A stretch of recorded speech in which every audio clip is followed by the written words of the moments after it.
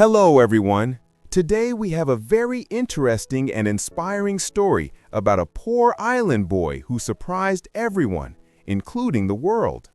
By the end of this story, you'll see how even the most underestimated kid can turn struggle into superpower and achieve something legendary.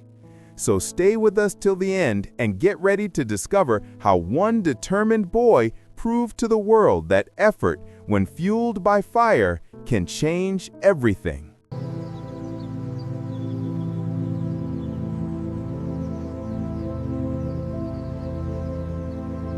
Once upon a time, in a small coastal village on the island of Madeira, Portugal, there lived a young boy named Cristiano Ronaldo dos Santos Aveiro.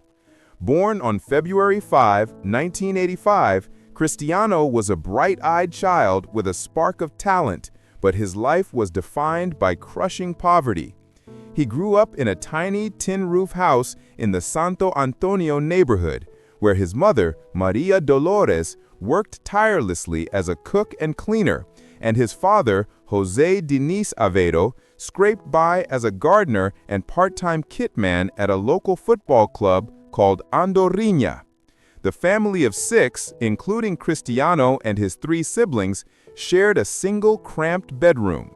Every morning, his mother would rise before dawn to provide for them, laboring under the weight of endless chores, while his father battled his own struggles, including alcoholism, which cast a shadow over their home.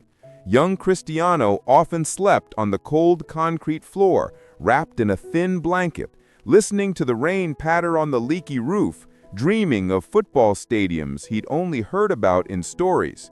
His mother often said, "Cristiano, life doesn't wait for dreamers who don't fight." But Cristiano, wiping tears from his eyes, would reply, "Don't worry, Mom, I'll make it. Just watch me." Cristiano's only escape from the hardship was a ragged, half-deflated football he kicked through the dusty streets of Madeira. He played with a passion that outshone the other kids, but they mocked his thick Madeiran accent, mimicking his speech and shoving him during games. They called him Crybaby because every missed shot or lost match brought hot tears of frustration, not weakness, but a burning desire to be better. The villagers laughed and said, "Look at Cristiano, too emotional to ever leave this island." But Cristiano didn't care. "Why waste pain," he thought, "when my heart can turn it into power?" Instead of giving up, he trained alone at night, using crumbling walls as teammates and the moonlight as his spotlight, dribbling and shooting until his legs ached. He'd fall asleep dreaming of green pitches and roaring crowds, determined to prove them all wrong. One tough year, when Cristiano was just 11, the family's struggles deepened.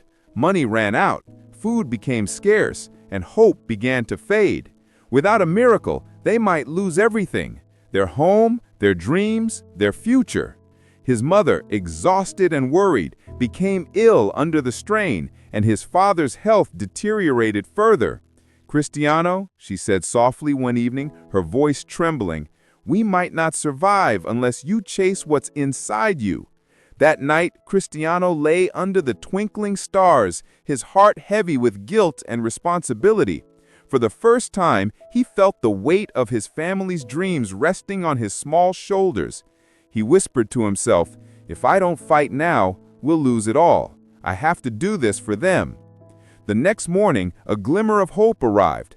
Scouts from Sporting Club de Portugal, one of Lisbon's big 3 football clubs, came to Madeira for a youth tournament, searching for raw talent. The prize? A chance to join their prestigious academy in the big city, a ticket out of poverty. Cristiano's heart raced as he thought, "If I win this, I can save my family." The villagers scoffed and said, "Cristiano, the poor island kid, he can't even survive Lisbon." But Cristiano ignored the jeers. He packed his worn-out boots, his broken ball, and an unbreakable will, and stepped onto the pitch. The path to greatness was steep and lonely. Other kids showed up with shiny gear, private coaches, and confidence, while Cristiano had only his hunger and a few hand-me-down clothes. During the trials, most players burned out under the pressure. their legs heavy and spirits low. Cristiano, though, walked slowly at first, saving his soul for the fight. Halfway through, while others rested, he sat under a tree, closed his eyes, and visualized his mother's proud smile. Then he pushed harder, inventing smarter drills to stand out, weaving through defenders with a flair no one expected. "Why train like them?" he smiled to himself, "when hunger makes me different." Cristiano dominated the trials, catching the scouts' eyes with his raw speed, vision, and relentless drive. At just 12 years old, he earned his place and faced the hardest choice of his young life: leave his family and move alone to Lisbon, over 600 miles away. With tears streaming down his face, he hugged his mother goodbye at the airport, promising to make her proud.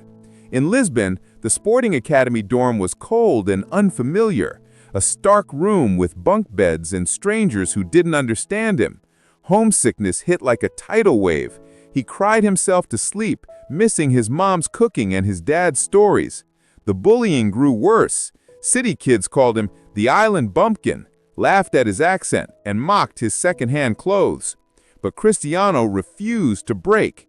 He threw himself into training, waking up before dawn to run laps, staying late to perfect his free kicks, turning every insult into fuel. Then at 15, disaster struck. Doctors diagnosed him with tachycardia, a dangerous heart condition that made his heart race uncontrollably, sometimes hitting 200 beats per minute. They warned it could end his football dreams or even his life if he kept playing. The news shook him, but Cristiano faced the challenge head-on. He underwent risky laser surgery, lying on the operating table with fear in his eyes but fire in his soul. Recovery was grueling, with weeks of rest and uncertainty, but the moment he could stand, he told the nurse, "I'm not done, not even close." That surgery didn't stop him. It forged him into steel. By 2003, his grit paid off. Manchester United, led by the legendary Sir Alex Ferguson, signed him for £12 million, a world record for a teenager. At 18, he stepped onto Old Trafford wearing the iconic number 7 jersey, once worn by legends like George Best and David Beckham. The pressure was immense. Fans booed his early mistakes, calling him overhyped, and the British media tore into every misstep. But Cristiano turned their doubt into motivation. While teammates partied, he trained 3 extra hours, dribbling in the rain, lifting weights until midnight, studying videos of Brazilian greats like Ronaldo and Ronaldinho. His diet was strict: chicken, rice, no junk, and his sleep was sacred. By 2008, he was unstoppable. His first Ballon d'Or, 3 Premier League titles, and a Champions League trophy sealed in a dramatic penalty shootout in Moscow's rain. At 23, he was a global star, but his hunger only grew. In 2009, Real Madrid broke the transfer record again, paying €94 million to bring him to the Bernabeu. Critics sneered, "He'll flop under the spotlight." They were wrong. Over 9 iconic seasons, Cristiano scored an astounding 450 goals in 438 games, a goal-per-game average that defied logic. He won 4 more Ballon d'Ors, 4 Champions Leagues, and 2 La Liga titles, delivering hat-tricks against giants like Barcelona and Bayern Munich. He became Real Madrid's all-time top scorer and launched the CR7 empire. Hotels, gyms, clothing, cologne. He was the first billionaire footballer, a living legend. But storms still came. In 2018, he joined Juventus for €100 million, only to face setbacks like a lost Champions League final. In 2021, he returned to Manchester United, but age 36 brought new challenges. He was benched, criticized, labeled washed. In a raw interview with Piers Morgan, he cried, exposing the pain of betrayal. The world said, "He's finished." But at 38, Cristiano signed with Al Nassr in Saudi Arabia and answered with 54 goals in one season. He launched a YouTube channel that gained 20 million subscribers in 24 hours, breaking records. Even at 40, he trains at 5 a.m., outworking players half his age. Today, Cristiano has over 900 career goals, 5 Ballon d'Ors, a $1.2 billion net worth, and a legacy that spans hotels in Madeira, Madrid, and New York. He says, "I'm not rich because of money. I'm rich because I never gave up."